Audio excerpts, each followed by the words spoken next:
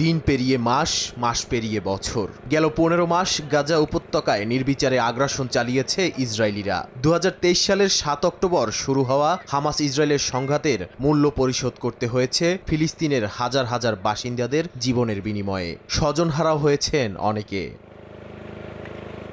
যুদ্ধবিরতি চুক্তি কার্যকরের পর ভূমধ্যসাগরের তীর ঘেঁষা উপত্যকাটিতে ফুটে উঠেছে আগ্রাসনের ছাপ। বাসিন্দাদের মনে যুদ্ধবন্ধের উৎফুল্লতা থাকলেও ফেলে আসা বাড়িঘর পরিদর্শনে গিয়ে হতবাক তারা। বিভিন্ন গণমাধ্যম বলছে ইসরায়েলি হামলায় উপত্যকাটির ৭০ ভাগ ভবন ধ্বংস হয়ে গেছে। প্রাণ গেছে ৪৭,০০০-এরও বেশি ফিলিস্তিনির। গৃহহীন হয়েছে ২৩ লাখ বাসিন্দা। মার্কিন সংবাদ সংস্থা রয়টার্সের ভিডিওতে দেখা গেছে জাবালিয়া আশ্রয় শিবির এবং উত্তর গাজার সাফা তাওয়ি অঞ্চলের ধ্বংসযজ্ঞ।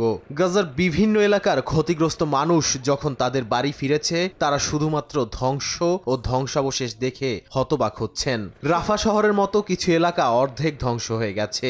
আন্তর্জাতিক সাহায্য সংস্থাগুলো বলছে গাজার পুনর্নির্মাণে সময় লাগতে পারে ১৫ বছর। খরচ হবে ৫,০০০ কোটি মার্কিন ডলার।